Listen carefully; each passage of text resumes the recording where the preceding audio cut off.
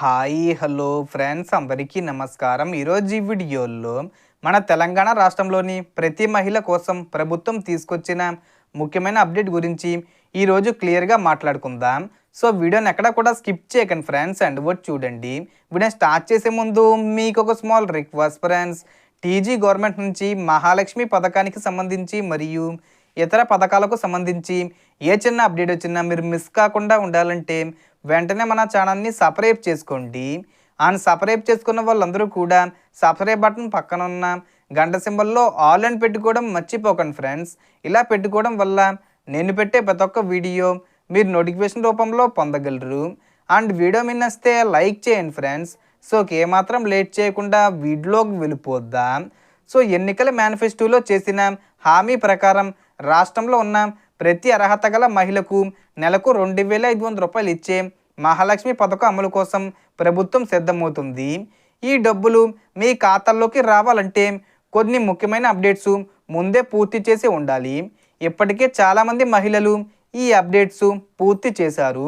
అయితే ఇంకా చేయని వారు తప్పకుండా పూర్తి చేసుకోవాలి. ముఖ్యంగా ఈ పథకానికి అర్హత పొందాలంటే వయసు 18 నుంచి 50 సంవత్సరాల మధ్య ఉండాలి. ఎందుకంటే 50 ఏళ్ల తర్వాత పెన్షన్ వస్తుంది కాబట్టి ఈ పథకం వర్తించదు. అదేవిధంగా రేషన్ కార్డు, ఆధార్ కార్డు, వ్యక్తిగత బ్యాంక్ అకౌంటు తప్పనిసరిగా ఉండాలి. ఒక కుటుంబంలో ఎవరికైనా రేషన్ కార్డులు ఉన్నా కూడా ఈ పథకం ప్రయోజనం మాత్రం ఒక మహిళకే వస్తుంది. మీరు అప్లై చేసిన తర్వాత ప్రభుత్వం మీ డాక్యుమెంట్స్ అన్నిటినీ వెరిఫై చేస్తుంది. రేషన్ కార్డు ఉన్న ప్రతి ఒక్కరూ ముందుగా ఈకేవీసీ పూర్తి చేయాలి. అంటే మీ ఆధార్తో రేషన్ దుకాణంలో వేలిముద్ర పెట్టాలి. అదేవిధంగా బ్యాంక్ అకౌంట్కు ఆధారు, ఫోన్ నెంబరు లింకే ఉండాలి. లింక్ లేకపోతే డబ్బులు ఖాతాల్లోకి రాకపోవచ్చు. చాలామంది పోస్ట్ ఆఫీస్ అకౌంట్లు కూడా తీసుకున్నారు.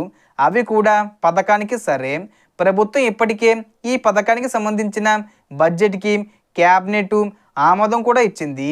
ఈ డిసెంబర్ 15వ తేదీ వచ్చేలోపు దరఖాస్తుల స్వీకరణ మొదలవుతుంది. డిసెంబర్ 20 నుంచి అప్లికేషన్లను తీసుకొని అప్పుడు డిసెంబర్ చివరి వారంలో అయినా లేదా జనవరి నుంచి అయినా 2,500 రూపాయల చొప్పున మహిళల ఖాతాల్లోకి నేరుగా జమ చేయాలని ప్రభుత్వం భావిస్తుంది. అయితే గమనించాల్సిన విషయం ఏమిటంటే ఇప్పటికే ఆసరా పెన్షన్ తీసుకుంటున్న వారికి ఈ పథకం వర్తించదు. సో దీనికి సంబంధించి ఏ చిన్న ఇన్ఫర్మేషన్ వచ్చినా నేను వీడియో చేసి పోస్ట్ చేస్తాను. ఆ యొక్క అప్డేట్స్ మీరు మిస్ కాకుండా ఉండాలంటే వెంటనే మన ఛానల్ని సబ్స్క్రైబ్ చేసుకోండి. So total information friends. మీకు ఈ వీడియో నచ్చితే లైక్ చేయండి, షేర్ చేయండి అండ్ సబ్స్క్రైబ్ చేసుకోండి. Thanks for watching.